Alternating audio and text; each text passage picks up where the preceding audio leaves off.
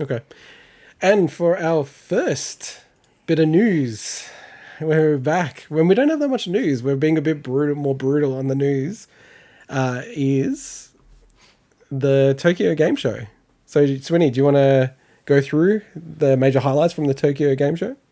Yeah, let me just swap my position in this weird thing. Sorry. Yeah, that's all good. Yeah, so we've got one news story this week to correct one The single change news of story. logos from There's Bandai Namco to Bandai Namco.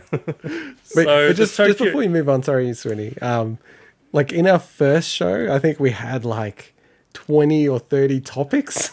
And now, Bigwig version 2.0, we have literally one story and we're not covering Twitch because we're just not super interested in it. So It was for, I think, a good week to come back because we wanted to catch up. Yeah, true. So, but the Tokyo Game Show did happen. So obviously it happened online. It wrapped up this week. There's a bunch of small announcements coming out of it. But overall, I think the feeling is there's just not much happened. There's no huge headlines that are making waves or anything. A lot of the stuff is very niche as well this year. But one thing that did happen is what you can see on the screen for people looking at the video podcast was Bandai Namco kind of coming out the gate and saying, hey, we're refreshing for next year.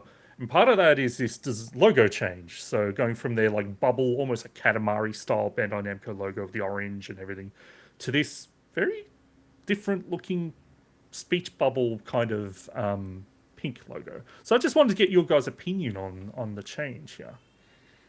Maybe you, Mike.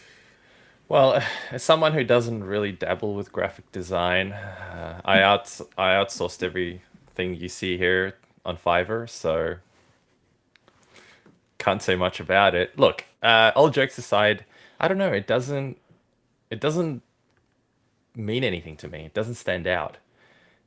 I think the original. You just say you don't like it. That's what No, I'm it's not that I wondering. don't like it. It's not that I don't like it. I don't have any strong feelings about it, if that makes sense. I don't think it's great for starters. It doesn't All right.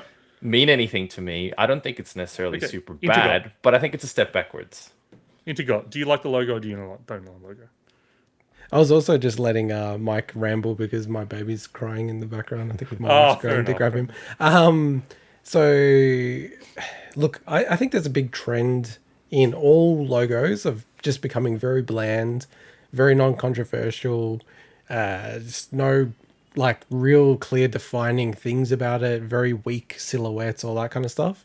And like it's quite funny that we're covering the only story we're covering. And this is not the only component of it, but is around a logo change because we have changed our logo and we've changed all our branding. But I think it is reflective of what our philosophy is on logos and trying to make things distinct and colorful and interesting and dynamic. And we've got a new mascot Poddy to represent the show as well. Whereas this is just boring, I guess. It's very corporate.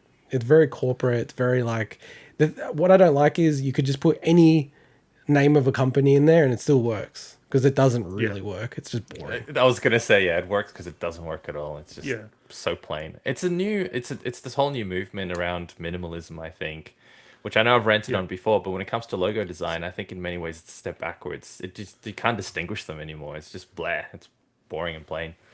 So the reason I wanted to bring that up was just because I feel that Bandai Namco are on the precipice of blowing up and being a lot more of a name in the industry. Like we've got Scarlet Nexus has kind of, I think, really landed well for them. Tales of Arise has just gone gangbusters for them. Obviously, they've always got their anime titles that they put out, their licensed titles. But I think, and obviously, stuff like Dark Souls and stuff like that. But it's like, I just feel that their position. So I understand their approach for wanting a new. Like, it's not just changing logo, they're saying they're changing their whole business strategy or approach and stuff. But that's like who cares about that stuff for us? But look. Well, no, but as a gamer, like we care about the end product of this stuff, But I just the reason I want to call it is I think they needed a change, but I 100% agree. I think they've gone from something that is like a really fun and engaging to something that's just like, what does this mean? Like, and they've said, it's speech bubble manga culture, but it's like, And anyway. I know this is also like, this is something that happened to BHP, which is a very famous Australian company. They merged with the South African mining company Billiton to become BHP Billiton. And now they've just gone stuff it, we'll call ourselves BHP. And I kind of just wish they just called themselves Namco. Because, like, maybe that's my bias, that I just feel like Namco to me is, like, such a, like, strong brand in my mind. Yeah, But, you know, yeah, anyway, if they were going to do something, I think that would have been really cool if they'd done that. So let's just move on to Capcom now. So Capcom they had a little bit, it was all focused around Monster Hunter Rise, as you'd expect. That's kind of their money machine at the moment. So they had some collaborations they announced for Ghouls and Ghosts, which I think is really cool what they've done there. They always do neat collaborations, but just I think seeing Arthur in like battling Monster Hunter monsters and stuff is just really, really cool. It'll come up soon in the B-roll for video watchers. But also a Sonic the Hedgehog collaboration coming next month. By the way, the Ghosts and Goblins is coming, I think, on the 29th of October, so pretty soon. But Sonic the Hedgehog, that's just... I don't know what that's going to be, but that's just strange to me. But anyway. The way they do these things, it's so incredible. So they'll take, like, a certain, you know, class that you have, and... it's not just like a really simple skin or anything like that. Like they'll modify the projectiles and everything to fit it in. It's awesome. Really, really cool. Like, and you go to our Smash reaction. We talk about it a little bit. I just wish Nintendo did more of this with Smash. It feels like free money. They could charge for it. Take like certain characters and just give them new looks and feels of what they do, but don't change any of the underlying mechanics. Like Capcom's proven that you can do it. They're doing these things for free and just releasing it. I think it's super awesome. And like Rise is one of my favorite games from this year. Honestly, I know I'll get lost in that game if I play it too much. I just need to like dabble in it really. So they also confirmed the Steam PC release is coming in January. So for anyone waiting for that, waiting for something that's got a bit more grunt to it, way more grunt than the Switch. That's not far away.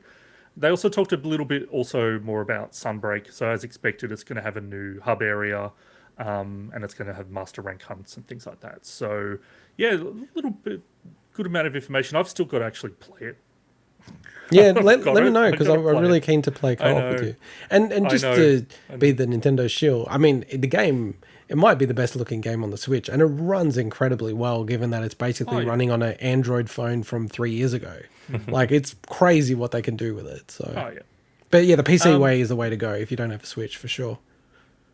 Probably the biggest news to me, or the biggest kind of more interesting stuff out of Tokyo Game Show, is actually Square Enix. So Square Enix, the big flagship title of the show was Stranger of Paradise, Final Fantasy Origin, which, as we know, going back to E3, it was E3, wasn't it? Yeah. Was kind of a bit of a, like, people's reaction to Stranger of Paradise was very mixed. Especially, you know, like the whole chaos and everything like that. But I think they've redeemed a lot of it now. Like, they've kind of turned up this like stupidness up. Like, there's a clip out there from the demo of the main character Jack being like bullshit, then turning around and playing new metal on his phone and walking away and stuff like that. But honestly, so they gave a release date. So it's coming 18th of March next year for PS4, PS5, Xbox One, Series X and PC, but it's Epic Games Store exclusive. But they also released a new demo, and so I finally got to try it this time, because it was only on PS5 demo the first time. Yeah, that's true. And they incorporated some of the feedback that came from the first one. I really like this game. I've never played Neo. I've always wanted to, but unfortunately I never brought it to Xbox.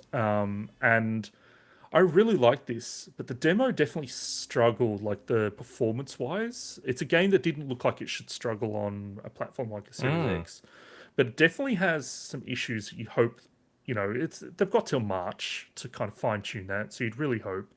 But also, just like they showed a lot more about the game, and it looks a lot more interesting now. And also, they the information is out there about a bit more about the main character, so I'm not going to spoil anything, but it gives me more hope in how they're tying this to the first game now, whereas before I'm like, how are they tying this to the original game?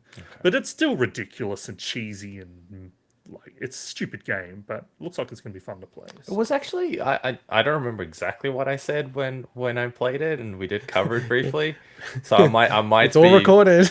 It was a while ago. Talking crap now, but my recollection of it is that the gameplay actually wasn't that bad. It didn't really capture me. But again, it could just be that I didn't play it at the right time. If I had played the demo at a different time, I might have really enjoyed it, gotten into it, and even pre-ordered the game. But it played, yeah, it played nicely. It was, and Neo, by the way, was a really cool game. It highly The recommend demo it. the demo has a really good tutorial as well. So that's what I liked about it. I like learning what this game actually is, with battle wise. Now, But the I just put a timestamp in for myself, Yes. Indigot. Go So check. then I'm going to insert the video of what Mike's reaction is, and I'll make it zoomed into his face where he goes, "It was fucking shit, the demo." Sorry. But the game I found the most interesting, which was a brand new announcement, is a game coming out next week called Dungeon Encounters. So this game is one of the most minimalist games I've seen coming from like a major publisher. It's a dungeon crawl RPG from Final Fantasy legend Hiroyuki Ito. And for anyone, I'll just quickly explain who he is. So he was the director of Final Fantasy VI, director of Final Fantasy IX, and director of Final Fantasy XII. All games in the Final Fantasy series I absolutely love, right? This is the crazy stuff. He was a creator of the active time battle system from Final Fantasy VI to Final Fantasy IX, the job system in Final Fantasy V, Esper Wow. Relics in 6, the Guardian Forces junction system Final Fantasy VIII, Final Fantasy Tactics' battle system, the licensed board Gambit system Final Fantasy XII. Like, this guy is the guy behind all the best stuff in the Final Fantasy universe, in my opinion. So it's a game being led by him, but if you watch the clips, it's super minimalist. It's like a game where you're going around these dungeons on a grid and you're just filling them in, and there's like events and random ATB battles. And it's just like one of the weirdest things I've possibly seen coming out from like Square Enix, and it's so unexpected. So this comes out, on the 14th of October. It's coming out for PS4, Switch, and PC. It's $36, which feels a bit high for what feels like, looks like it's kind of more like a budget game. But honestly, I'm super interested in trying this out. It looks really cool. And look, there's also a giant cat named Sir Cat in it. So, You know how to sell the game to me. yes, exactly. So, but a lot of people didn't like this. Like, the reaction to this has been very mixed, because I think people are just, it's so different. I don't know if we mentioned it, but it's all card based, right? Like, that's the one of the core. No. Am I thinking of a different game? Well, no. So the card-based one is the Yokotaro's game. Oh, yeah. Sorry, I'm literally So thinking of a this, you're different walking game. around on a grid, and there's ATB battles. Now, I don't know the ins and outs of the battle system, but they specifically say on the Steam page it's ATB. So it Okay, is like Final Fantasy. Disregard what I'm saying. All right. Yeah. But yeah, really, really cool. And the only other thing I kind of wanted to point out was that there was confirmation that Tango Gameworks is working on an unannounced title, being headed up by the director of The Evil Within 2. So that's another Xbox game that they kind of revealed. Xbox did have a keynote, but honestly, a lot of the information was very much just like, we're looking to focus more on Japanese games. And it's like, none of it's really noseworthy stuff to discuss, honestly. So that's the Tokyo Game Show. Nice, Very cool. tight one news item segment, which we've never had in the history of the show. But one thing that hasn't been taken away, one thing that survived the cull, is the Minute Mic. It is got a new style that Mike doesn't even know about. Hopefully it works. I haven't tested it. But the bargain bin, we should say RIP bargain bin, Vale bargain bin. It's the segment from the first episode, I believe. We did it. We did. I did love the bargain bin, but when we're talking about things to make the show a bit tighter and concise so that we're not dragging things on, the bargain bin was probably the one thing that's like, is that as valuable as possible, especially when people listen to the show a week later or 2 weeks later. All that information's out there that are not going to be relevant, So. Yeah, and there's so many other sources, like Mike, you and I both are always on Oz Bargain for Australians. Deku Deals is really good for Switch. PS prices, sorry. It actually works for Xbox, works for everything. There's so many ways to get alerts. So Yeah. if you're getting a podcast, you got the internet. That's probably a better way to do it. So But Vale will raise a mention glass Yes. for the bargain bin. It's gone. Bye. But the Minute Mic has survived. You guys don't even have color approved, brand approved. I'm waiting for bottles the there. gear for you to send the Thank gear. you. That's That's even better than yours. That is actually much better So than just mine. for the viewers, we For the all showed viewers, our, yes. our bottles, and Mike had a go at Swinny, but Swinny actually had something that was super on brand, on our very masculine brand that we have. Super on brand, yeah. Very masculine colors.